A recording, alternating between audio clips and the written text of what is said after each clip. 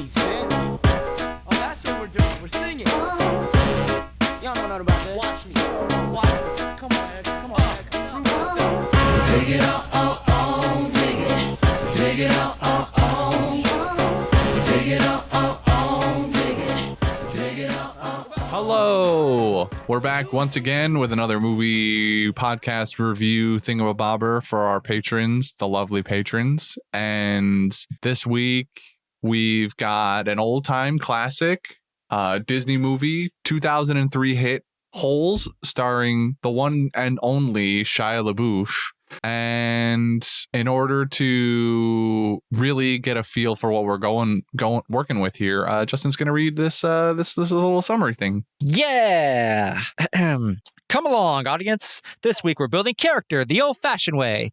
No, not by digging holes. That sounds dumb as hell. Well, physical ones at least. But digging theoretical holes. Now that's character building.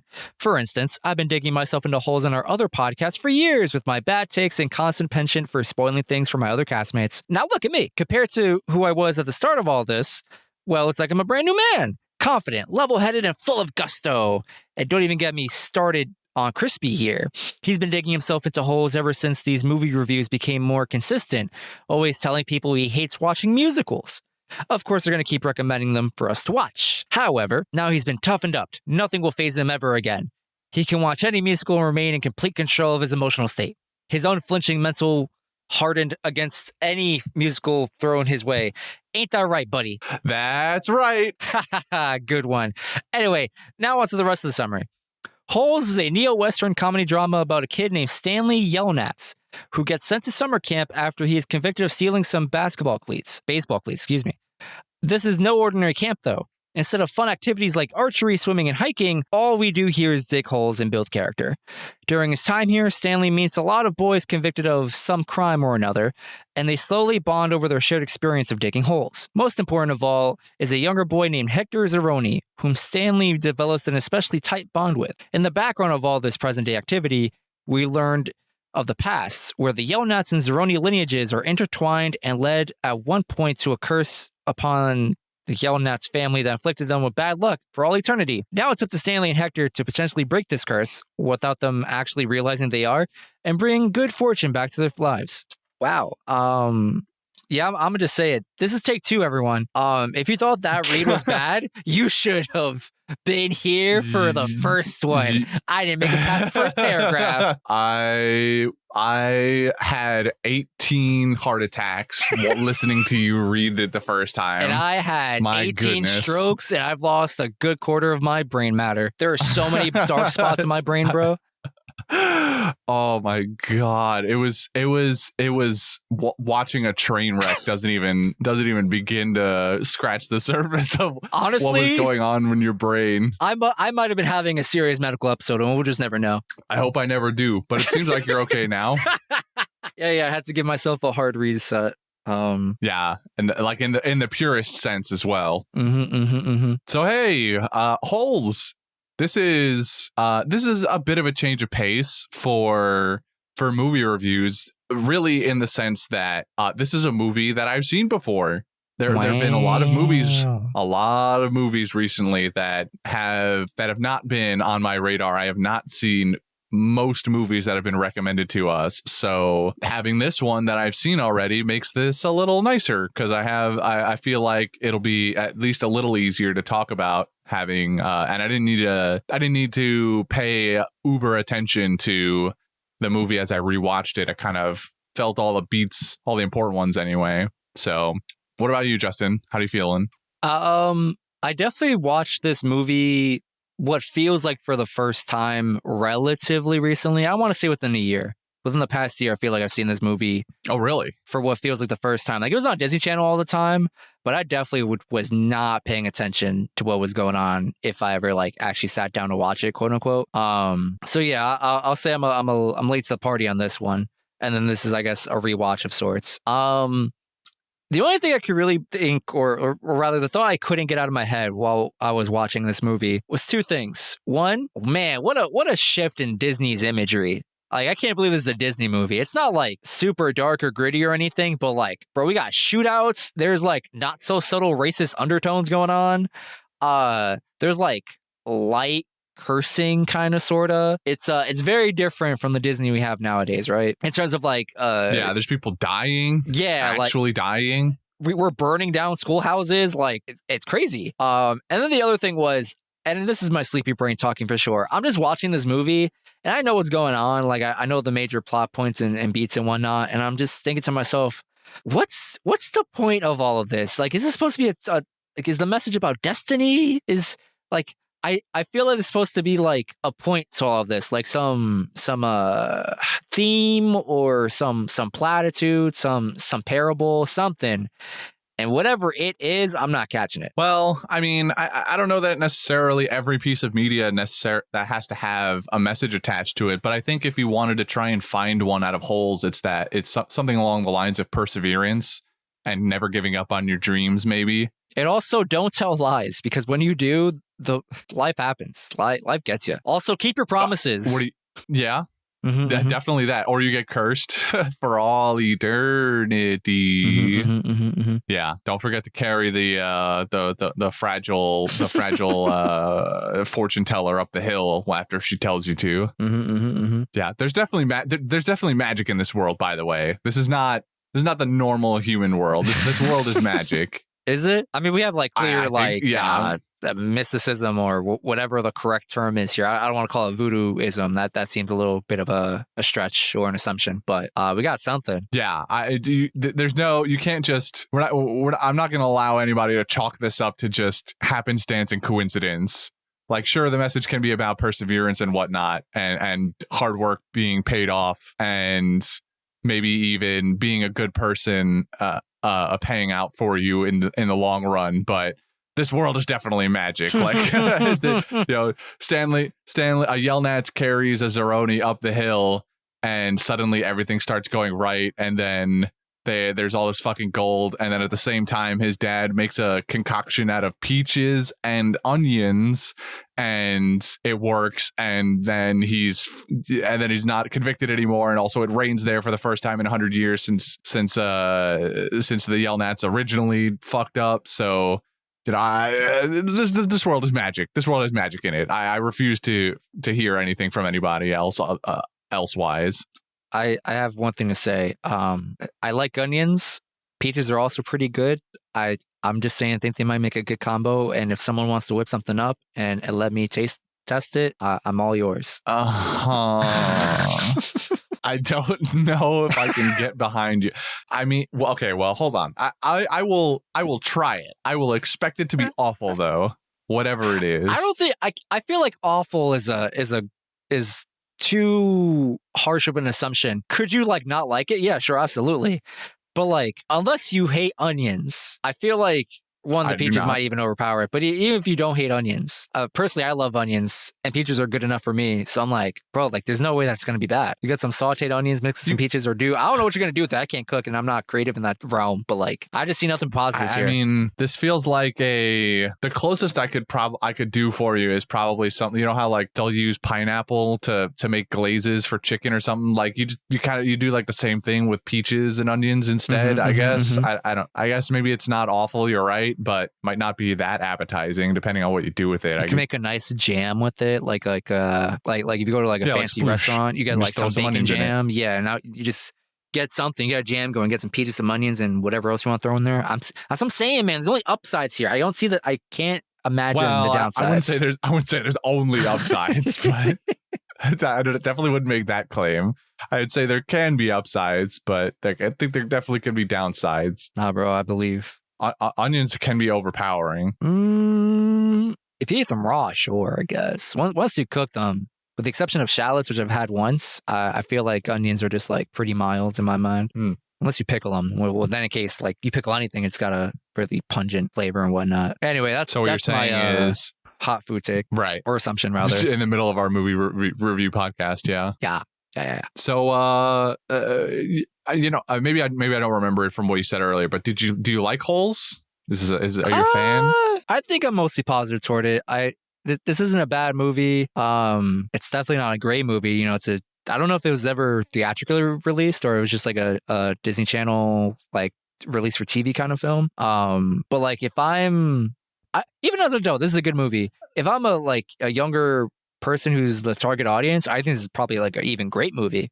It did have theatrical release, but it might be a slightly better movie when you're younger, but I feel like I enjoyed this movie just as much now as the last time I watched it, probably years ago. So, and I remembered a lot of it, which I think is a testament to the staying power of the movie in my head and how well it's directed and made. So, I'd say that I think this is a very good movie. I enjoy my time every time.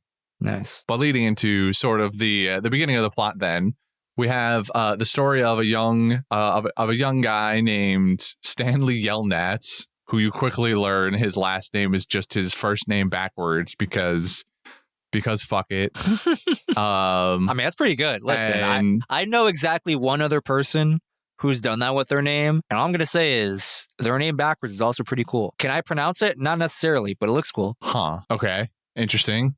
I didn't think people did that in real life, but I'll, well, maybe I'd not be like a interested to legal know. name, at least nothing I've come across, but like, for like nicknames or pen names or like, your login information kind of shit, that kind of stuff. I see. Well, okay. I kind of want to know who you're talking about after, even if I don't know them, but, so we have Stanley, and he's immediately, the movie opens with him getting beamed in the head with a pair of cleats. And for some reason, Stanley decides that he's just going to take them. It's just... All right, hold on, these bro. cleats that he's just been hit over the head with, he's just going to take them. If you had a pair of nice kicks just fall from heaven and hit you, you're not going to take them? I think I probably would not. No. If they just fall on me from somewhere, I would not just take them. Those I find clearly that so baffling. I feel like that's so hard to believe. They fell out of the sky. Clearly somebody is like looking for these shoes. They don't just especially that nice. They don't just fall out of the sky and you go, "Oh, free shoes." These aren't just free shoes now. These are somebody's shoes that got thrown over, whether it's in this case, them being thrown off a bridge because the cops are looking for them, or I don't know, in a worst case, somebody's getting bullied and their shoes get thrown off a bridge and they hit you and you're like, oh, well, somebody needs these. I don't think there's a lot of scenarios where I go, these really nice things that just dropped on me. I'm just going to take them now. Surely nobody will ever miss this. Here's where my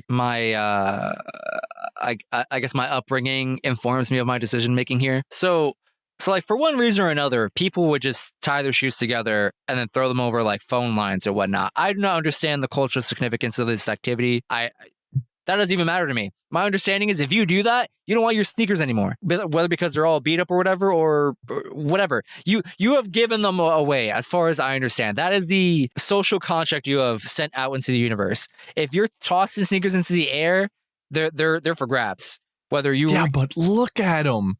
They're brand fucking new. These aren't raggedy old Adidas that somebody's used to play ball for the last 3 years. These are brand new baseball cleats, dude. Listen, man, my decision is the same no matter what. I'm like, all right, I don't know where the fuck these came from or why they're arriving on my forehead, but hey, cool, free cleats. Wow, this is not the dividing line I thought we would end up with in this movie. You know what? At any point.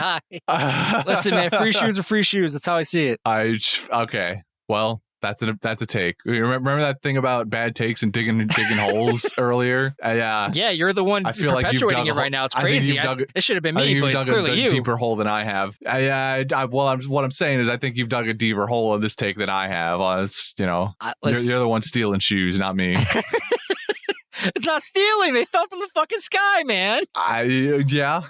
That doesn't make them not belong to someone. If you find a dog out on the street, the dog could still belong to someone. They're not just automatically free. Yeah, and you know what you do when you run into that? You check for tags or collars or whatever, and then if that doesn't mean anything, it can still belong to somebody. Listen, if they don't got a tag or collar, collar, slip the collar. It happens all the time. Sure. Dogs slip collars all the time. For a microchip. You can exhaust all your reasonable ethical options. You can't just check that. You have to take the dog and go somewhere with it. Yeah. You have now taken the dog. Yeah, take them to like a animal hospital or whatever to get checked or whatnot. I'm doing very ethical things, and then in the event that whoever the vet is like, hey, there's no chip, there's no collar, like This is a stray or this an abandoned also dog, still- which people- is possibly worse. I can make the decision and be like, well, you know what, little buddy, you're coming home with me. Even in the scenario where they don't have a microchip and they didn't have a collar, people can't. No, 100% of dogs are not microchipped. That still doesn't guarantee that that dog didn't belong to somebody. I think the owner should have taken better care of their animal then. You have such loose morals sometimes. It blows my mind. All right, that's what I'm definitely. You have tight morals, and you have tight morals in some cases, and others you're just like, whatever. The shoes one, I'm definitely sticking by. This pet one, I'm definitely just choosing it to die on a hill for the sake of posterity. Okay, we have to move on. I'm done with this. Stanley gets convicted of stealing these shoes because he takes them and he fucking runs, and the cops catch him, of course. And then he's given the choice of go to jail or go to this stupid camp because we have an opening. I don't know what they mean by have an opening. They just always take kids in.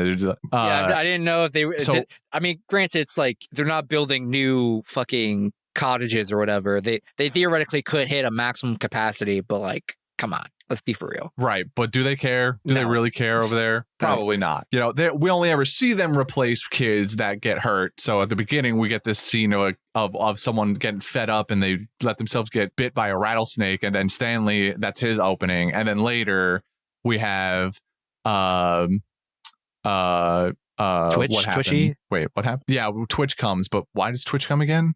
He was Who got joyriding. Also, Zero had run I away. get that, but where was right? Zero ran. That was it. Zero ran, and so they filled his spot in with this kid Twitch. Anyway, so Stanley gets sent to this camp. It's obviously not a real camp, even though for some reason he thought it would be.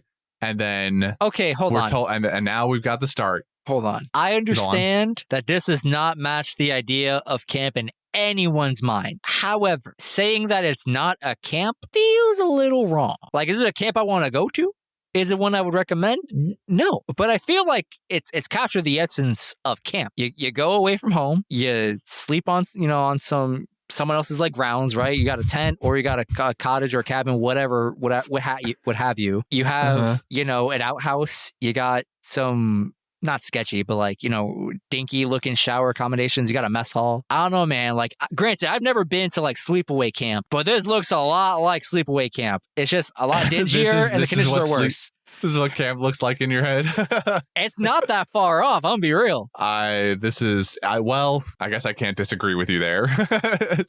I can't. Like, if you think about it, you're just like, okay, it's got like camp aesthetic. Like, it's if you thought about like good sleepaway camp, it would have a lot of the things that exist on Camp Green Lake or whatever this place is called. That's all I'm saying. I mean, if you like really strip it down to sort of the bare bones of camp, you described Exactly. the most bare bones of a camp that you probably could. Yeah, Exactly. That's all I'm here to say. All right. Well, glad you got that one off your chest. Hey, Camp Green Lake, I just gave you a we have to 5-star take it review to- on Yelp. I'll expect money in my inbox soon. All right. Well, I mean, if they're a good camp now, or do they get shit? I don't even remember now. Yeah, they said they got converted to a shut down girls' at the end. camp, and they didn't make it clear that it was like a fun girls' camp. It seemed more like, Yeah. hey, we're revamping Camp Green Lake to do the exact same thing. It's just now all for women. But only females. It's a little unclear. Yeah, I suppose the expectation is that it's actually a good camp now. I think that's what it should be. Maybe That the is lake even not came the back. implication I got. I when I heard that line, I was like, oh yeah, no, they're just digging holes still out there to build characters. Now all just girls. but they've converted it for girls. No, I think it's probably safe to assume that it's an actual girls' camp, a real camp, fun camp now. I think we need to make a sequel. Me and you. I think we got to fund this. We gotta get the people God, the definitive answer. we got to answer the 21-year-old question people have been asking Exactly. for too long. So Stanley ends up at this camp. It becomes immediately clear that he's not going to have fun here, and he is introduced to the Holes way of life, so to speak. He gets his uniform, told what he's got to do, shown to his living quarters, and his bunkmates, who all have cool hip nicknames. And then we wake up the next morning and we're digging our first hole. And Mr. Sir is there to supervise briefly. And And I wonder. There's like a weird part of me that wonders how long it would take me to dig similar sized holes in that amount of time. By myself, there's like I a don't weird think part of me that just. Yeah, I don't think I'm doing that in a day. I don't know. I might be crazy because I've never dug a hole, but not a real one anyway. I've never had to dig a hole that big before, but I think I could do it. I don't know that I think I'd be better than Stanley on his first day for sure, but I don't think Stanley at that point in his life had dug any holes, whereas I have dug holes before. Did you go to Camp Green Lake? I don't agree. No, I didn't. I also disagree that digging holes builds character. At least when you're forced to do it anyway. Maybe if you're doing it by yourself and you have a real purpose, then maybe it builds better character. But in this way, I don't think we're building. I don't think any of these kids are building that much character here. So you're telling me if I drop you in the middle of the woods with nothing but a shovel and I tell you to dig a hole, you're not going to build some character? No, probably not, because I didn't want to do it. I didn't want to be there. Now, if you drop me in the middle of a hole with in the middle of a forest with a shovel and told me to dig a hole, and at the bottom of that hole there would be something cool, I'd be like, oh yeah, fuck it, I'm in. Then I'll be digging real quick. We just got to give you a goal. Got it. Okay, you need something to work toward. I need a purpose. Mm-hmm. I need a purpose. Understandable. Yeah, the purpose can't be so that I am not digging a hole. The purpose for them to dig a hole fast is so that they're just not digging a hole, and then they can go fuck off and watch TV or play foosball or whatever.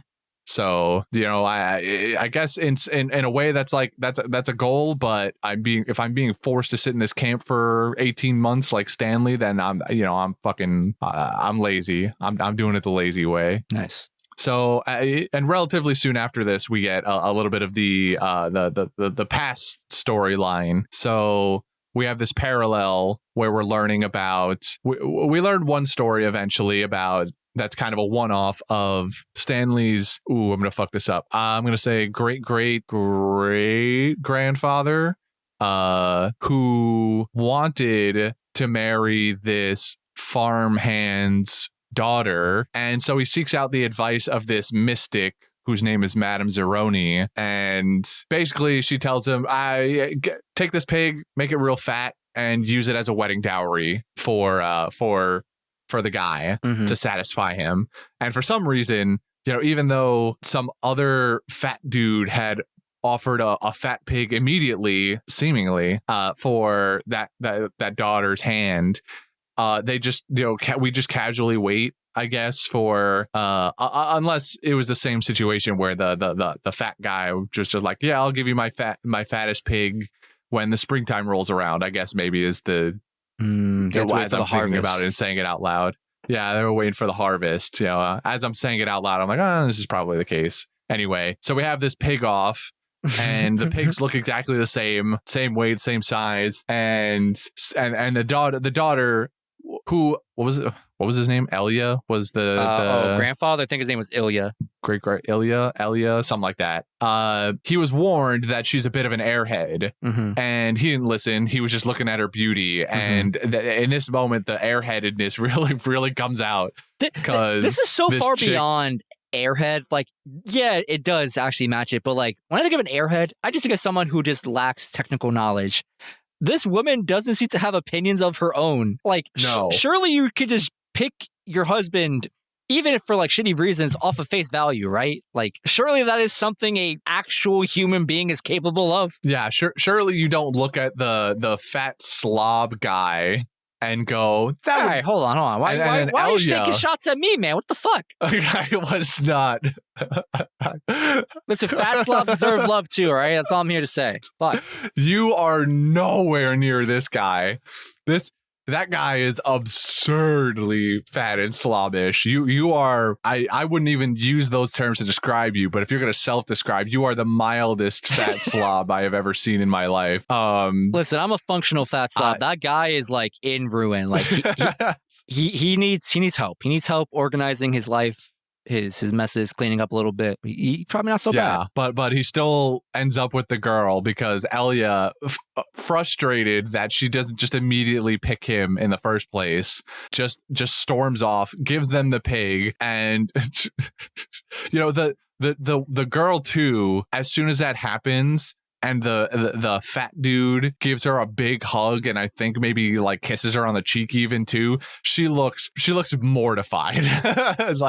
like what have I just done? I missed that entirely. But I feel it's like too late. the only expressions I ever got from her were just confusion. Maybe confusion. You might be right. I read it as like terror, like realizing what she had just relinquished potentially. Maybe 100%. She but- looks at him run away, and she's like, "Why did he leave? He didn't even take a guess." Yeah, where's he going? Yeah, exactly. Yeah, he didn't even wait. Yeah, you might be right. I might be giving her too much credit at the very end there. So he runs all the way to America. I actually don't know where they were in the first place. I swore I heard them I don't know say if it's it. ever said. My brain is telling me Philly, but I could have just made that up. Well, they're not even in America.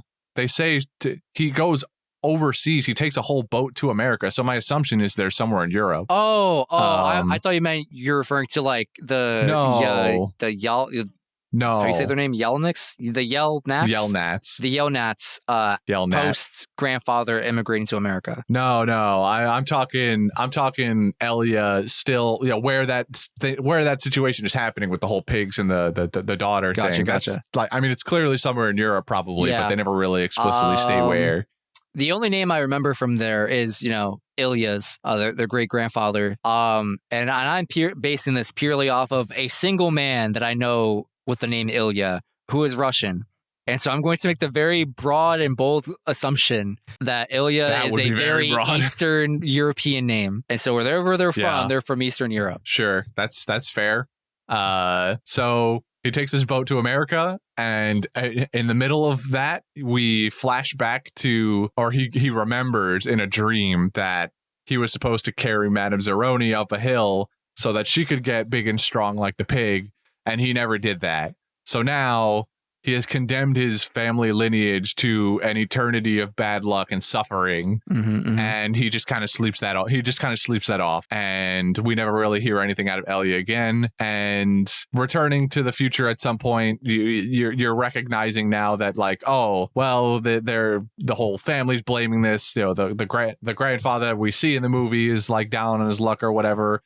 Stanley's father, Stanley the Third, it can't get his inventions to work ever, and now Stanley has been incorrectly convicted of stealing these shoes. So, this is the beginning of the magic part of this movie, where it just like seems that there's really, this isn't like coincidence. This is like actual magic. It's only reinforced in my head later when we get the resolution of said magic. But yeah, I mean, I'm going to return to the present day and ask you a question, though. Do you have a favorite one of his bunkmates? Zero. Literally, none of those kids are redeemable. I mean, not that they're not redeemable, but like none of them are likable. Well, I think at least Armpit is a little likable. No. The big black kid. No, not at all. None of them are What? likable. You don't think Armpit's redeemable? No, I Armpit's misspoke like a initially. cool guy. They are redeemable characters, especially Armpit. I think Armpit is the most redeemable, actually, of the boys in that motley crew. None of them are likable. They're all assholes. It doesn't matter whatever social status Stanley gains or loses. He will always be like ragged on for something for no fucking reason. He never like makes a friend there outside of Zero, and that's like. That's what blew my mind. At some point, there's just like some random switcheroo where everyone's cool with each other. And I'm like, you all kind of shit on Stanley while he was here in some capacity. Some of you more direct than others for no reason. Like maybe it's just because if I was Stanley's age, I probably would have acted very similarly. And that upsets me in the current day because I'm so mad past Justin will let some shit like that happen to him. But that's not the point. Adult me is like, bro, these are not your friends. These are like frenemies at best. These are not good friends. That's what I'm here to say. Those are not good friends, except for Zero. Zero is cool. He's the homie. Well, yeah. There is definitely sort of a jarring, like back and forth. It feels like where originally Stanley is shunned by the group. He's on the back of the line. He gets his shit. He gets his food stolen, and then at one point, I think it's he finds the thing and gives it to X-Ray, and that just kind of like buys him in for smarts because he tells X-Ray, "Oh, just use it tomorrow. Don't use it today. Today's a waste. You're already done." So that buys him like intelligence points, and they kind of like him. That he does some other shit that kind of goes back on that. I don't remember anymore. I think maybe he like tried to associate with Zero at one point, and they were like, Zero's a loser, which is another thing I don't get. Like, Zero doesn't say anything throughout most of the beginning of the movie, but people just like hate Zero for some reason, especially the doctor dude who they call Mom. There is no given explanation ever about why he so vehemently hates Zero. And the whole time I was watching the movie, especially the beginning, I was like, was there ever actually a reason? I couldn't remember if by the end of the movie they had ever given a reason for the skinny little doctor guy pretending to be a doctor. I think ever hated him. And there's nothing. You get nothing. I guess this is very much an assumption, but it feels like it could be largely correct. Why the kids hate Zero? Because he's good at digging holes and he never seems to break a fucking sweat. He's in and out of there like 4-hour stops, right? While they're just struggle busing for which is wild, by the way, because that kid is tiny. there's no reason he should be digging the fastest holes. That man has some. He was digging holes before he got to Camp Green. Like, you can't convince me otherwise. I don't know why. I won't ask any questions.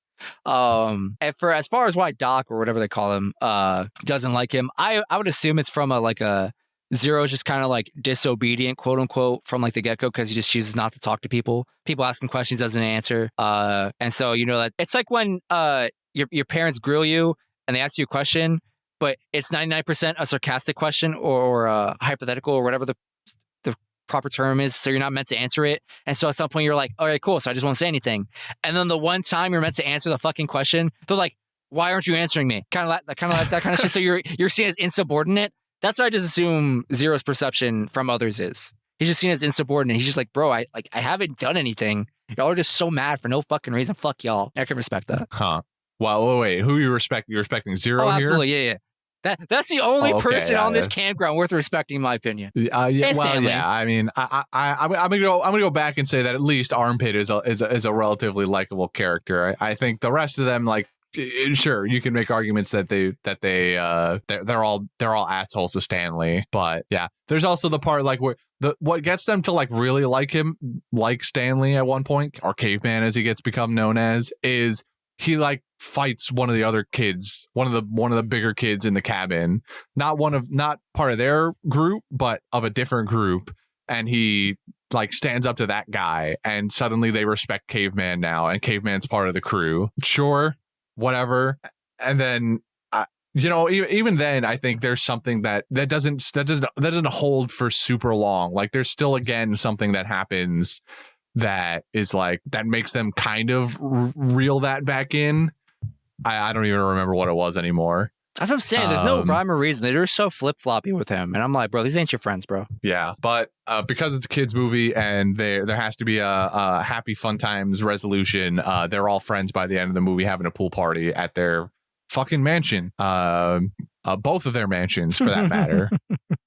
So yeah. Okay. Well, that's about. I mean, that's kind of the answer I expected, but I wanted to know if maybe there was an alternate. Really, you expected all that from me? Well, no, I expected you to answer with Zero, Adam, when I asked who your favorite of the bunkmates might be. But anything after that was a tiny bit of surprise. I feel like Armpit, and there's one other kid who like initially. The one who steals the sunflower seeds out of the car, I feel like he is always a little more sympathetic to Stanley than the others are, but he's too much of a follower for me to respect him enough to even like place him that high. That is fair. I definitely see that part as well. You want to know who I like more, surprisingly? Right. Twitch. Granted, he was only there for like 2 minutes. But Twitch is cool. I like Twitch. Yeah, because he doesn't do anything. Exactly. All you have to do is just not be a bad guy. That ain't hard, bro. Yeah. That just ain't hard. I will tell you. Whispers sweet nothings. Zero is not my favorite character in the movie, though. Oh? Do you want to go on? Do you want to guess who? I mean, who else really is there? Is it the famous baseball player at the beginning / end of the movie? Rick Fox or whatever his in-world name is? No. But I also have a story about that toward the end of this, when we get to the end of this. But no, not Rick Fox or whatever his character is. Is it Kissin' Kate? What was her last name? Yeah, shit. I could never. Kissin' Kate? Kissinger? I don't know. I feel like she had alliteration going on. It starts with a B. Starts with a B? It's like Barlow. Barlow. It's Barlow. Yes, Kissin' Kate is Barlow. my Is she your favorite character? Yeah. Yeah, that makes sense. That makes sense to me. Do you want to explain though? She's just so righteous. She's got the high ground on all of this. She was teaching the community how to read. She was just minding her business, falling in love with the handyman, and then racist insert part of USA here happened. Some fucking chauvinist man rolls up who's got money. He's like, "Hey, you should like be with me." And she's like, "Nah, I'm good, bro." She's like, but no one's ever said no to me before. Well, I just did, asshole. And then he burns down her fucking schoolhouse. And then they chase this poor guy down to the fucking river, gat him. And Kate didn't take that lying down. She maybe took like 24 hours to grieve, came back out, dressed in red, looking all nice and purty, fucking blasted the sheriff who was drunk and tried to make a move on her. That's putting it mildly. Blasted him, robbed banks all across America, killed who knows how many other people. And honestly, I fuck with that. She was like, yo, I've been wronged. I've been scoring. I did nothing wrong. I'm about to make it all your problems. I'm surprised she even just stopped with the sheriff, really. I'm surprised she didn't go after the Walker family who owned the lake and whatnot. I'm surprised the Walker guy, the guy who like started all this, was able to live long enough to find her in the fucking desert. Like I would have hunted that man down. Yeah. I mean, it wouldn't have even taken much, I don't think. Like, the sheriff was an easy target because he was going to be hung over and he was just chilling there. But like Walker's the one who initiated this whole burn down the schoolhouse and kill Sam. That the sheriff was just like I'm not getting my hands in this. I know what's happening, but I don't give a fuck. I'm racist too. He was a shitty character in his own different plot line. Like it was such a I'm a bystander or like a passive bystander because I don't want to help, but then also I'm going to create my own little side plot point where I choose to be a shitty person in a different way. And I'm like, bro, you're cooked. Yeah. I'm glad he died first, honestly. Yeah. It doesn't surprise me that Kissing Kate is up there. She's definitely she gets basically every win outside of Sam dying, obviously, but and everything that happens, but all the shit she gets up to afterwards, where she's an outlaw and she's running her crew and stuff, like she just fucking sticks it to the man at every turn at that point. Oh yeah, and even right up until the end where she is sitting in the desert with against the Mary Lou. And Walker finds her there, and she's just like, nah, fuck you. You're not going to kill me. You can't kill me, and you can't find my treasure. Fuck you, and fuck your whole lineage. And then she just lets herself get bitten by a yellow spotted lizard and dies. She's just the most badass way she probably could have gone out in that moment. She's fuck you, fuck your whole family, fuck your couch, I'm out, and then dies. She said, "You're not man enough to kill me anyway." And also, fuck you. I wouldn't give you the option anyway. Blah. Yeah, and also, fuck you to the woman who's with him. Yeah, and she goes, "I taught you better. You just wanted him for the money." And out of the chick gives some excuse, whatever it is. She agreed with her. She was like, "Yeah, now there's no money left." And I just couldn't stop laughing. I was like, "Oh, look at you, stupid." Yeah, at least she's honest. He's like, "Yeah, now the money's run dry, just like this fucking lake." And he's like, "Where's the money, Kate?"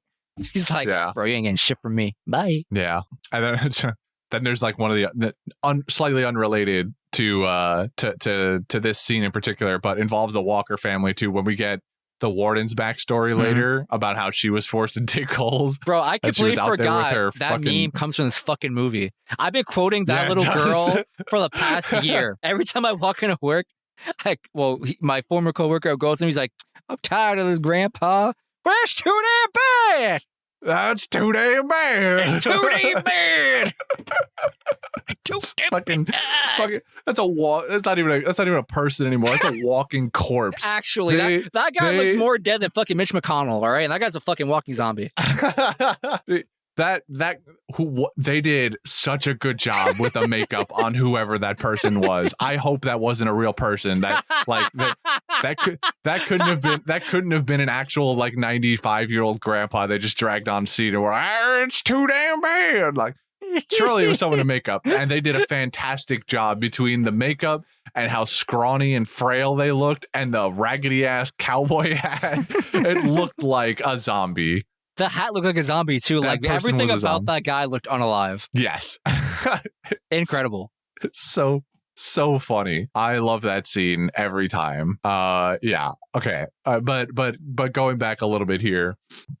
So, there comes a time where eventually we, Stanley and Zero are not necessarily at first, Stanley is taking his newfound popularity and trying to ride it through to make sure that his time at Green Lake is as easy as possible. And part of that does not include associating with Zero, because at one point Zero asks him if he can teach him how to read, and Stanley denies him because he doesn't want to be, an outcast again, and people don't like Zero. So if he associates with Zero, people aren't going to like him, and he wants to get through. So, you have that moment. It's sad because Zero just stands there. He's like, oh man, another person. I thought I could really get this person on my side. And it's heartbreaking because you could see the look on his face just fall. And then, but eventually, with a couple of other things happening, they become good friends.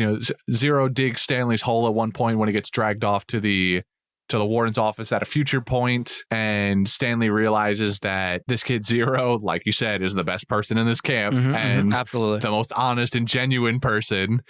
And he's like, fuck the reputation that I've got. I'm going to teach Zero how to read, because he's a really good kid and he's smart, and I want to be his friend for real. So we have these nice moments where we get a little bit of this interaction between the two of them as Stanley starts teaching him the alphabet. We're going through one by one, and he is they make this plan. It's really cute. They're sitting in the holes one day, and Zero and Stanley are discussing all the letters, and they're like, oh, we're just gonna do like 4 every day until we get to the end, and then we'll just do 5 another day. And Stanley's like, oh yeah, that's a great idea. And you get this montage of him trying to Stanley, that is, teach Zero how to read and write, and we're going one word at a time. And as they write words, we start with his name. Zero teaches him first of all how to say and write his own name. Well, not say, but write his own name. And then we are working through, and eventually we come to this cute little story of where Stanley teaches him how to write mom, M-O-M, and then we get a little bit of the Zero backstory, and he tells Stanley all about how he had been homeless and been living on the streets, but he had his mom, and mom was always really hardworking, and she would do anything for Hector, which we learn is his name. His name is not Zero, which Stanley can't believe in the first place, because the doctor guy, the fake doctor, the asshole, was also calling 00, when normally he calls everyone by their real name. But because, again, he just, for some reason, doesn't respect Zero whatsoever, was calling him by this nickname. So we learn his name is Hector, and we learn that Hector and his mom were very tight until one day Hector was left on the playground, and mom never came back. And it's never really, I shouldn't even say really, it's never established how or why she doesn't come back, just that she doesn't. So that's awful. It's really sad. It's really sad hearing Zero describe the story. And, I kind of wish, it doesn't necessarily need to have been there, but I kind of wish there had been some explanation from the mom as to, like, what happened, where she went. Yeah, like what she was doing. One of you has, like, in my mind, it's like the only way this makes sense is if little Hector ran away, like, as a kid, and then just never found home again, just grew up on the streets. Or, like, I don't know, you got kidnapped. Like, I don't understand how your mom just, like, leaves you on the playground and just doesn't come back for you, unless she just genuinely forgot about you. Which hopefully is not the case. Seemingly at the heartfelt reunion they have later, like, it's just, it seems that she didn't just forget. So I kind of wish there was something there that they had told us, but again, by the end of the movie, you just accept it. It doesn't necessarily need to be a thing. So yeah, you get the heartfelt backstory, and this is like a real solidification of Stanley and Zero's bond, and it's very sweet. It's very nice to see Stanley put aside, like, his original preconceived notions and this idea of like needing to be popular in favor of being friends with someone who's the most genuine there, you know? So, and then we have, go on, please. No, I can ask this question at the end. All right. I was just going to go into how Zero is, at this point, Zero has had enough, especially of Mom's bullshit. And so satisfying. Not his mom, Dr. Mom. Dr. Mom's bullshit. And he takes a fucking shovel and he beams the fuck out of this guy. Holy shit, was it satisfying? Is right. Oh, justice. Fucking justice. And then he dips and everyone's cheering. Despite the fact that people don't necessarily like Zero as much, but anybody going against the system and these people who are in control of them is good in their books. And they're cheering after Zero, and so Zero disappears into the night, or the morning. But the three Stooges aren't really that worried about it because they're like, Zero doesn't have anyone waiting for him. He was homeless.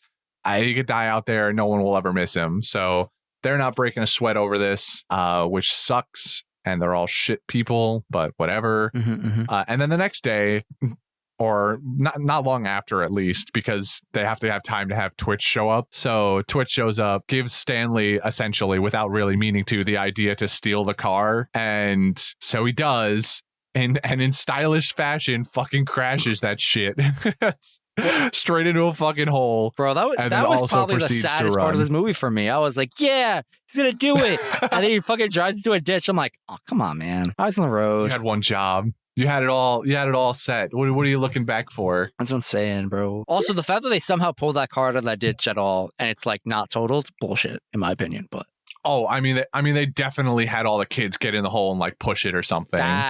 They didn't have a tow truck. Yeah, I mean, there's only one way they got that thing out of the hole, and it's by people pushing it, and they sure shit this didn't. Possibility.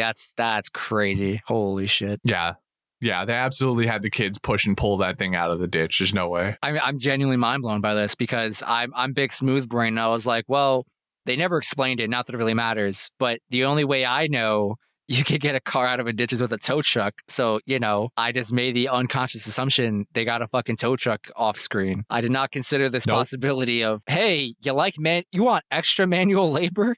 Come get this fucking truck out of the ditch if you want to ever see water again. I mean, that would be the motivation, is if you ever want to fucking have water again when you're doing this job, you better get this fucking truck out of the hole now. Yeah, I did not think they ever bothered to call a tow truck. It was definitely manual labor. Wild. Wow, fuck Camp Green Lake. I'm revoking my 5-star Yelp review from earlier. You could keep your money. What's your rating down to now? I mean, what's the lowest you could do for Yelp? Can you just absolutely shit upon somebody? I feel like Yelp as a platform has taken real measures to kind of protect businesses from just getting review bombed. So whatever the lowest I do not know, I'm going. All right, I'm glad you're finally seeing the light here then, because 5 stars earlier was wild. Well, it had some incentives, Right. Sure. Justin is a sellout, but that's nothing new. Listen, when you're broken up, you'll sell out too. Caveman, that's probably true. I mean, I don't even need to be broken. I'll sell out. Anybody want to advertise on our podcast? Anyone want a 5-star Yelp review? I'm your guy. Easy money. Yeah. You want 5-star Yelp reviews? I'm in. You want 5 stars on on Spotify? You got me. I'm there. Stanley runs away and he finds Zero fairly quickly. And they indulge in some sploosh, which we if you're for the watchers that are paying attention, is Kissing Kate Bonnie's Preserved Peaches just 100 years later. So for some reason they're still good. I mean, it's preserved. Surely that's how that works. You take culinary measures to maintain their integrity. I feel like 100 years later probably goes bad. I feel still. If it's undisturbed, airtight container, undisturbed, it's not in the sun, direct sunlight, heat is a thing. But I feel like it's got all the things going for it to reasonably be in good condition and edible still. Yeah, I'm not gonna argue the science of food that thoroughly, but 100 years in my head still feels like probably too long for those to still be good. Man, I wish we had but. I granted Google is a thing, but I really wish we had like a hotline for ourselves for every podcast episode when we just need an expert for something. We just call 1-800-EXPERT and we're like, hey, yeah, I need someone who knows a lot about food science. And then we just get connected with a food scientist or whatever. Yeah, that would be nice. I wonder if, Google might know, but anyway. So they find each other and they continue the hike. Stanley is originally trying to get Zero back to camp because they don't think they can survive out there. And then he remembers the story about Stanley Yelnats Sr., I believe, the one that gets robbed by Kissing Kate Bonnie, surviving by going to God's Thumb, and they see God's Thumb, and so they begin this trek. Along the way, we have this minor plot point of Zero getting hurt, and then, like, I don't know, he immediately is infected, but also not. I don't know. He just like gets really faint one day. Maybe it doesn't have anything to do with the cuts. Maybe it's just the fact that they haven't had fucking water in a long time. I definitely also thought it might have something to do with I didn't know they were peach preserves. I know they were like something related to that. When he starts calling it sploosh, I'm like, I don't know what's in that jar anymore. So I assumed it was from the sploosh. It could also be true. They may be edible but not sit well with you still. They said they tasted good, but might not be still might not be the best thing to eat, which falls in line with what I was thinking. The sploosh should probably not be edible at that point, but either way. So Zero has to get, so this is the on the nose thing. If you forgot earlier when Hector said his name was Hector Zeroni, you remember now as Stanley carries a Zeroni up to God's Thumb, and thereby breaking the curse from his great grandfather. And they find this onion patch where presumably Sam was getting and planting a lot of his onions in the past, and it's got a spring, and they spend like fucking 2 days there or something just chowing down on onions. So their breath fucking stinks, but at least they're nourished and they have water. Fun fact, filming, those weren't actually onions. Yeah, I thought so. They took apples and they wrapped them in this like edible like paper wrapping. And like purple paper wrapping, or covering, whatever it was it actually made out of. But yeah, those were apples. That is not the fun fact I thought you were going to hit me with today.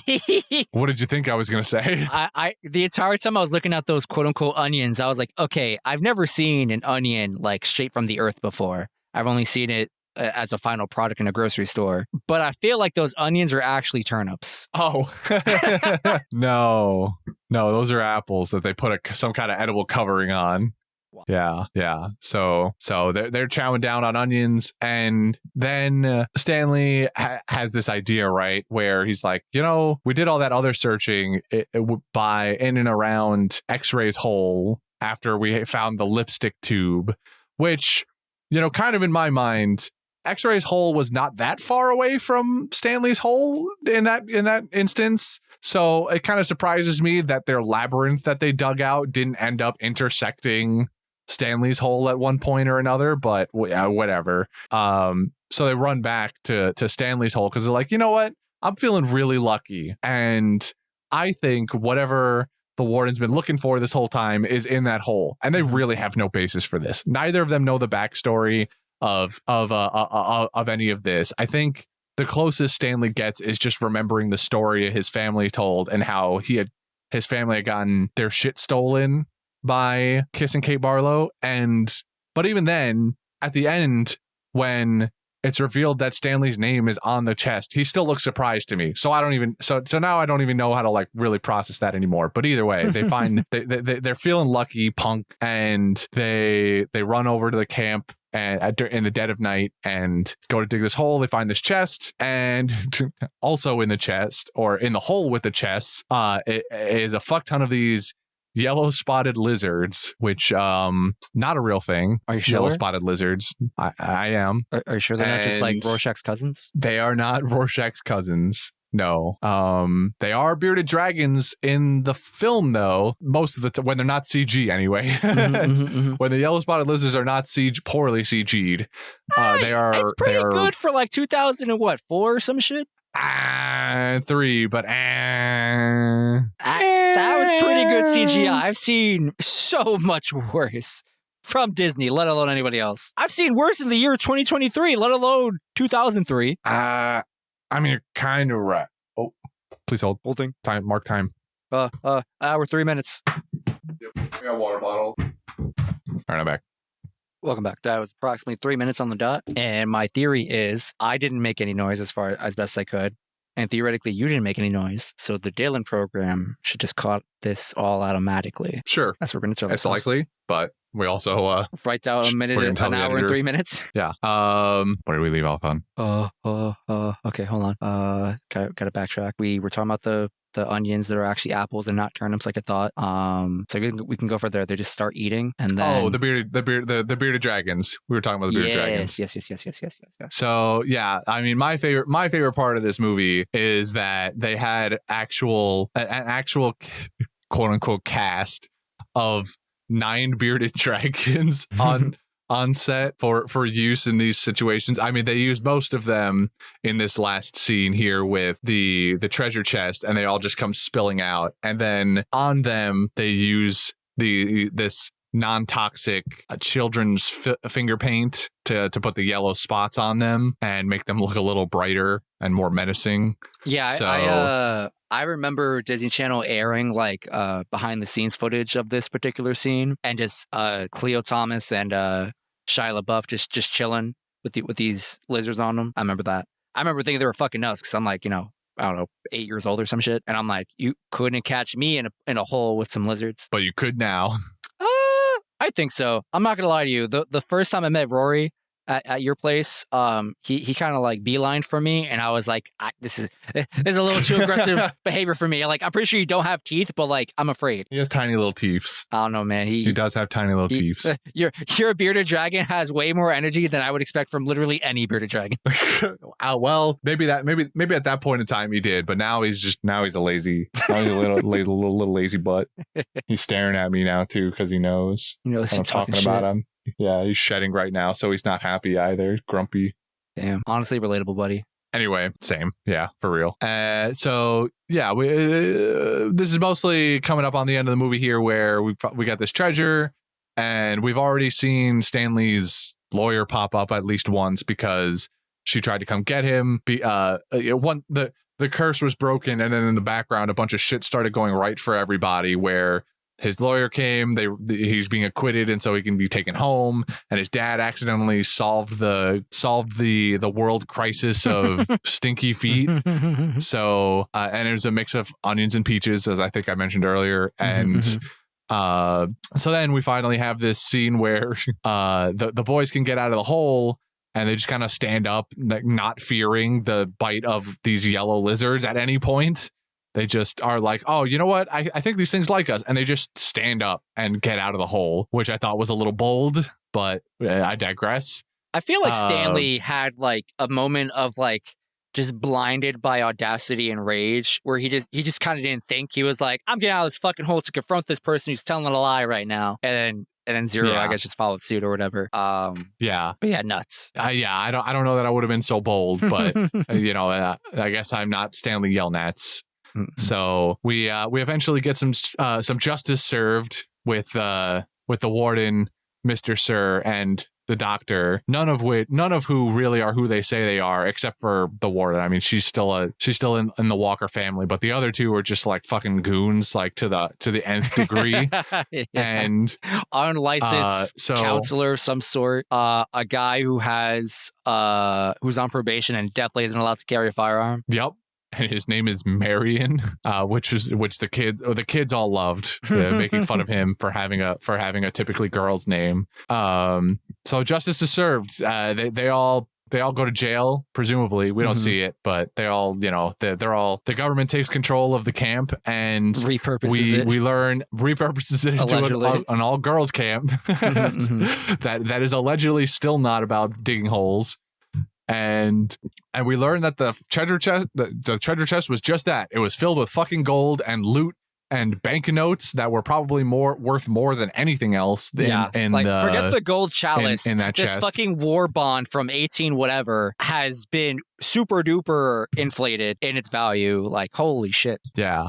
and you know again, from over 100 years, I want to say it was the early 1900s, and it was a $25,000 bond, which is a lot of money regardless of time period. But I imagine back then that's like a significant amount of money.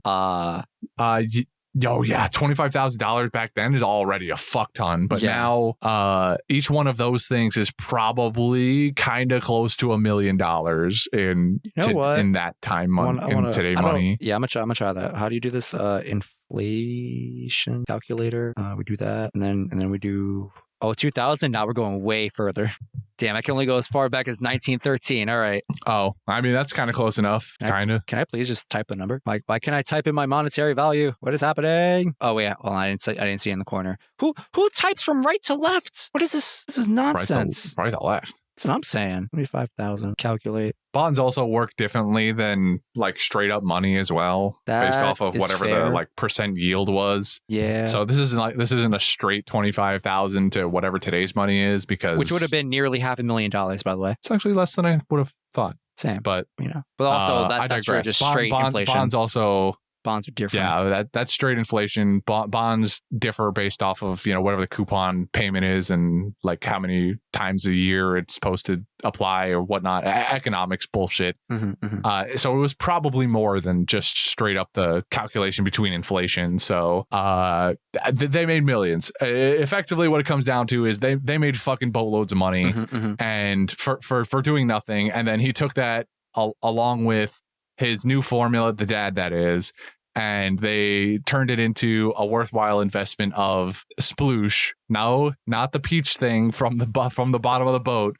They decided to name the deodorant killing the odor killing thing sploosh, which I thought was cute. I think it's very cute that they take Zero's thing and like he's become essentially part of the family, and then they name the product after it. It's cute. I like it. And then they're like we mentioned earlier, they're at this giant fuck off pool party.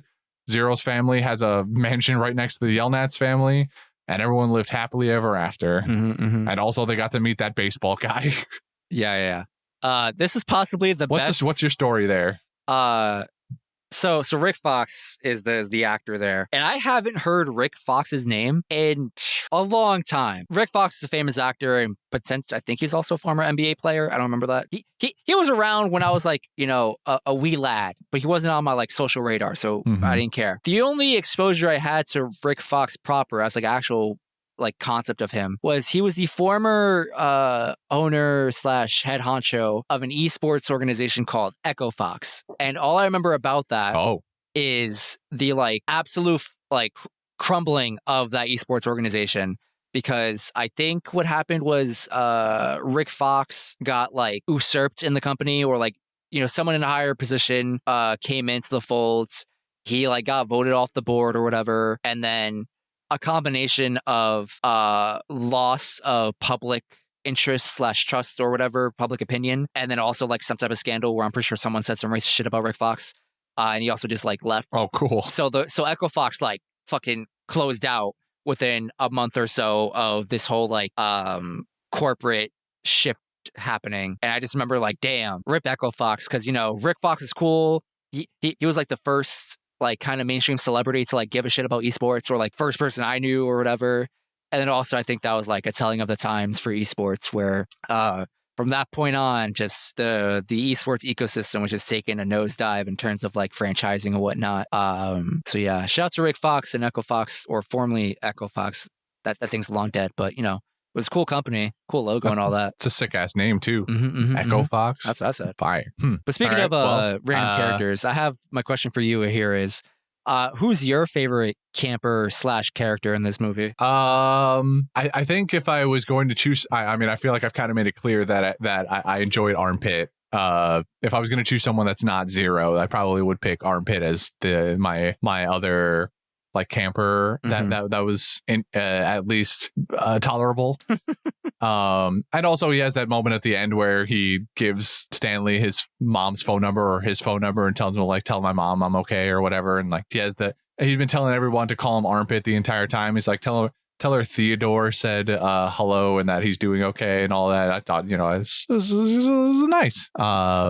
So yeah, I liked Armpit. If I had to choose an overall favorite character, I don't really know if I can. I mean, all the characters are enjoyable in their own rights and have, or I shouldn't say all, but a lot of the characters are enjoyable in their own rights and have reasons to like them. But I don't know. I've never gone through this movie thinking like, oh man, I really like resonated with this person, or like this person's just amazing. I mean, the closest to that is probably Zero, just because he's such a good kid. And bro, Zero's a ride or die. The way he grabbed that fucking that 3 cue ball or whatever, he was my man is like, yo, fuck it, I'm already here digging holes. Where else can I go? Dude, I got plenty of places to put a body, so.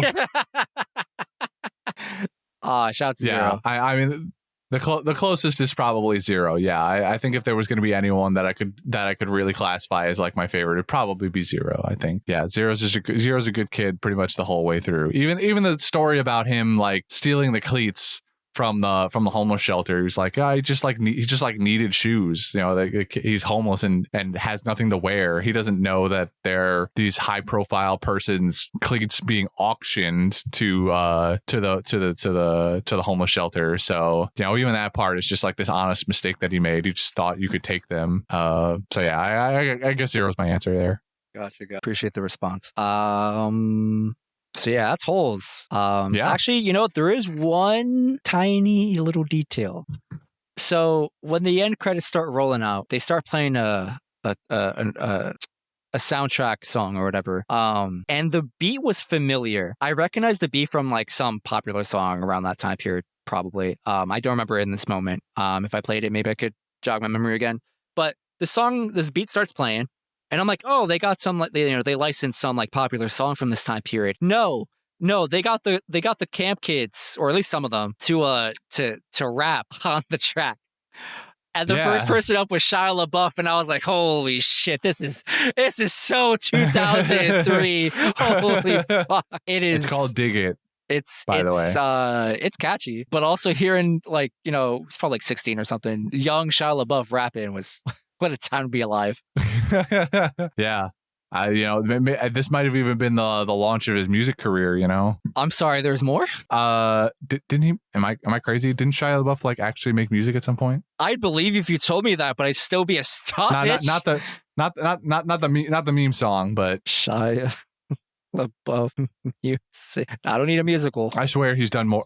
I swear he's done more music than just than that. You're probably gonna get the song over and over again. The Shia LaBeouf from I don't even know the guy's name, but maybe I'm crazy. Maybe I'm misremembering this. I got. I'm attributing this to somebody else. He's a Disney Channel star. Like that. 100% they at least tried. Like this might have been the only attempt made, but like I want to believe that they pushed a little harder than beyond this one song. Music video. Okay, hold on. He was in music videos, but that doesn't mean he like did music. Hold on. Ignore me. Keep going. Well, I mean we're pretty much done with the movie. I have no more opinions. Really, the next thing to go on to is ask you about the budget and how much this movie made. So there's not too much else really to go on here. All right. Budget. It's a Disney Channel movie. It was theatrically released. Correct. Huh. You know what? Not thinking too hard about it. My gut's telling me $60 million. 16? 60. Oh, maybe you should have thought about it a little bit more. $60 million. What the fuck are you talking about? I don't know how much it takes to make a movie, man. This movie was This movie was made for $20 million. 20 million. All right. Yeah, 20 mils. Maybe I should have doubled down on that 16, but I thought you were like implying that I said something so astronomically low. Yeah, maybe a little. I should have just asked you what you said, but I tried to give you the benefit of the doubt there, and you just said, fuck that. Okay. Now knowing the real budget of the movie, how much do you think it made? It's like a cult classic, but I don't know how. I wouldn't imagine this did super well. I don't know. You know what? Fuck it. 60 million. I'm sticking with it. It feels right. See, now you're on a better track here. This is a much better guess for what we're talking about. This movie made $71.4 million. All right. So a commercial success, made well over triple the budget. And everybody has loved it since. And generally speaking, across the board, I'm going to dip into the Letterboxd review section just a tiny bit here. But a lot of people generally hail this as like one of the best book to anything adaptations ever. I mean, especially movie, but so many people love, and I have never read Holes, so I can't verify this for myself, but people love this movie and they equally love the book, and the transfer between them seems to be that not a lot of details were really missed or skimmed over, or they at least did a really good job of cutting out and trimming the fat of stuff that didn't necessarily need to be. So overall, a lot of high praise for Holes. And so with that, I'm going to get into some of these Letterboxd reviews, and man, people people like Holes, and so when people like movies, people like making jokes. So I've got a couple of things, a couple ones that I think are pretty good here. So I'm going to start off with the most liked review on Letterboxd.com for Holes. It said, ironic because the plot has none. Holes. There's no plot holes. Oh, okay. Sorry. I like came into the back half of that and I was like, ironic and has none. I was like, I'm missing something. Yeah. Ironic because the plot has none. Interesting. Okay. Oh, right. I'm supposed to guess. Fuck it. 5 stars. That'd be correct. Honestly, I would have been upset if it wasn't 5. I'm like, we can't write this being like, yo, it's a perfect like plot. And I'm like, so it's perfect, right? 5 out of 5, 10 stars. Would watch again. 5 out of 5. God bless. Solid. I'm glad this fucking this writer has some sense. Unlike some other fucking writers on this platform. Yeah, it does not carry over. They are not exemplary of everyone else on this platform. Next review, Sigourney Weaver painting her nails with rattlesnake venom, then slashing Jon Voight in the face made me gay.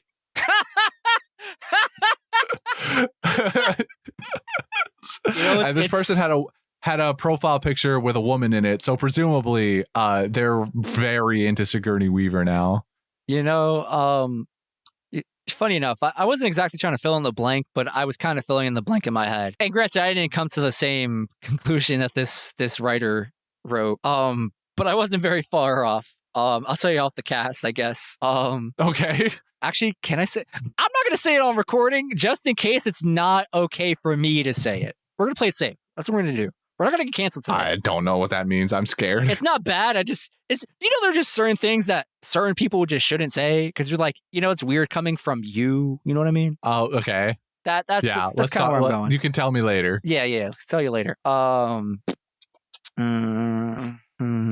Hold on. Gay Awakening. Love Sigourney Weaver. Those nails were 5 out of 5. I'm gonna give this review a 4.5. You got the half-star part right, but it was not 4. No. It was 3.5 stars. That feels so low for like what I don't know, man. Do you remember the part where the first one made perfect sense for the review? This one probably not as much. No. There's something off here. The Gay Awakening was only worth 3.5 stars and not That's 5 a crime in or of anything itself, high. but whatever. Whoever you are, anonymous writer, you got some shit to work through. That's all I'm gonna say.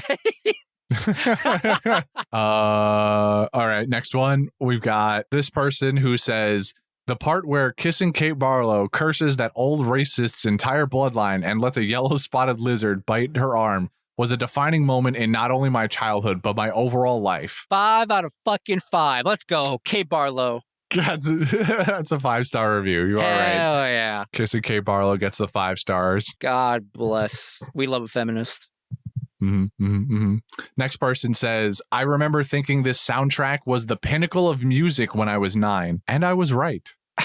When I was 9 years old, I definitely thought this title soundtrack, Diggin' Holes or whatever the thing was called, it was definitely a vibe. It was definitely the bee's knees. I'm gonna return back to the well. I'm saying this is a 4.5. Ooh, you were close again, but this time you got the first part right. You got 4 stars and not 4.5. For our final review, we have this person saying 3.4 average star rating. I can fix that. I really like this one. This is my it favorite blows my one. mind that so many fucking memes came from this movie like 20 years later. Insane. Fuck. I don't believe that this writer has enough gusto in them to change that 3.4 to a 5. But I it should be a 5. But I don't think they're saying the average star rating on Letterboxd. The average star rating is available to you across all the ratings. Oh, and wait, it said hold on. What if they want to make it lower? Oh no. What if? Yeah, that's true. Which Okay. way did they go? Okay, I don't believe they're willing to make it a 5, but I had not considered the possibility they were trying to make it a 1. You know what? Happy thoughts. We're gonna go 4.5. Oh, should have fixed it better. That was a 5-star review, baby. I'm sorry, anonymous writer. I'm sorry I doubted you. They went all in on making this, trying to bump this up. And actually, I should see when this person wrote that. Right now, Holes is sitting at a 3.5 average. So their campaign may have worked out a little bit. I wonder where it was on, like the first couple of pages here. But yeah, that was Holes. 2021 was the review. So 3 years ago, it had a 3.4. And now it's up to a 3.5. Okay. Little by little, we'll get there. We're working our way back up. You know what we should do? And- We should make like a Panda View account on Letterboxd and leave our own reviews. Oh, that's not a bad idea. Nobody will ever see them, but I mean, okay. Theoretically, we could just like speak our review on cast, but that sounds like a really bad idea because that sounds like that would take up too much time to like formulate an actual cohesive review. But we could incentivize the few listeners of this podcast to go to Letterboxd and find our review and rate our review. I'll give it a like. I mean, sure. I don't know how Letterboxd works anymore, but hell yeah, that sounds great. Well, the only thing they can do is comment on our review and like it. That sounds like engagement to me. I'm all for it. What do we get Letterboxd famous off of it? People are hanging on our every word for these reviews. All it takes is a little spark. Yeah. But then we get corrupt. Like the food critic and we become actual in the movie menu. critics, and we just take ourselves way too seriously. We take ourselves way too seriously, and if we give movies 1-star reviews, they tank. And if we give them 5-star reviews, they go shoot to the moon. Damn, that's us one day. Do I want to be that guy? Like, I assume that guy makes money because, like, surely at some point people would pay us for our reviews. Absolutely, 100% they make money. Do I want to be that guy? I don't know. But also, maybe you get invited one day to some offshore movie screening, and that would be kind of fucking cool. I would be down to go to a movie premiere. No, I'm trying to parallel the menu too. Oh. To this, we get too big, and you get invited to some exclusive offshore movie premiere. It's just not the one we think it is. Yeah, some offshore movie review, and it's really exclusive, and only like 10 people are there. And this very eccentric director who's known for making really good films all the time, he's there, and then it's just the plot of the menu, but movie form, but movie instead of food. You know what you just reminded me of? I think it was a Disney movie. Do you remember a Disney movie? I forgot the name of it, but it was like a movie theater is being, I don't want to say haunted. That's not the right word, but like it's being overrun, if you will, by like a masked person who's like causing hijinks for like a movie premiere. They're like trying to sabotage what you're the movie. Talking about. I gotta find this movie. It was really old Disney movie. I think it's probably called Phantom of the Cinema or some shit like. You know what? Hold on. We got to figure this out. Phantom of the Megaplex. That's what it was called. Phantom of the Megaplex. That movie. Phantom of the Megaplex. That movie is probably really bad. Oh, it's from 2000. You know it's bad. But I would love to rewatch this movie 20 years later. Does this movie hold up? I don't know, but there's only one way to find out. This is great. This is incredible. Just looking at the screenshots of it, it looks like it takes place in the movie theater that Jake and Josh used to work at. Oh, it's been a while, so I wouldn't have put that together. That's kind of cool. Pretty dope. So yeah, if anyone out there is looking to recommend us a movie by joining our Patreon producer tier, Phantom of the Megaplex, looking pretty good. Please don't. This thing looks awful. This looks terrible. Well, now you just said that. We were a shoo-in for Phantom of the Megaplex next month. That's the digging holes that I mentioned earlier. I just can't stop. This looks terrible. This looks awful. I'm gonna give you one more fun fact. Maybe even adjacent to Disney, but fun fact, originally they did not want Shia LaBeouf for the role of Stanley. They originally were trying to get one Frankie Muniz for Stanley Yelnats, but he was too busy. He chose to do Agent Cody Banks instead. Oh, what a guy. That's great. That's indeed a very fun fact. I love that. Imagine a world where they flip flopped. That's where Shia LaBeouf was Agent Cody Banks. Yeah. I can see Frankie Muniz in Holes. I don't think I can see Shia LaBeouf as Agent Cody Banks. I think I agree. I don't think I could see it for 1 second. He just wasn't the guy from the Transformers yet. So I couldn't imagine. He just wasn't that guy yet. It was too soon. He just wasn't cool yet. Yeah. He looked too nerdy. He had a role to play. He had to play a nerdy kid on Disney channels for all the nerdy kids watching Disney Channel. He was doing a public service. Yeah. All right. You want to wrap this baby up so we can get out of here? Oh boy, I get to say more words. Thank you for listening to this podcast. We brought it back. We brought it back from the fucking grave. Let me tell you, it was not looking pretty the first time. Thank you for carrying me across the finish line, the river, the seas. If you want to reach out to us on social media, you can find us at Panda Sightings on Twitter and Instagram. If you want to write emails to us, you could do so at pandasightings@gmail.com. If you want to, force us to watch a movie, we got a Patreon. You just join our absolutely outrageous producer tier. You can make us watch movies, or you could just support us either way at $5 for regular Patreon stuff. We have another podcast called One Piece. Watch this one. Yeah. We have One Piece of the Lime, our other podcast, which if you listen to this, you definitely listen to that one. But in case you somehow don't know about that, go check that one out. One Piece is great, and so is our other podcast. We have a Redbubble merch shop. It's primarily One Piece apparel / designs and whatnot. But one day, we'll think of something creative for Panda View. Feel free to send us ideas. We have a community Discord server that you should join because we have lovely community members and they're all fun and great and creative, and they're all fountains of variable forms of knowledge, from academics to how to change an engine in a car. All right. Lots of cool people in there. And I think that's it. Yeah. Just want to give one more shout out to our producer tier Twiggo for the movie recommendation. Thank you very much, buddy. I'm glad it's not a musical. He kept threatening at one point to only ever do musicals, and he has since gone back on that a little bit, and I thank him for it. Don't test him. He will. All right. I've said it a couple of times already now, so at this point, if he hasn't, he's probably not going back. I'm gonna put my stake on that one. You are a very brave individual. You've been poking a very forgetful bear, seemingly, and every time you poke the bear, they remember a little bit more. Nah, digging holes, baby.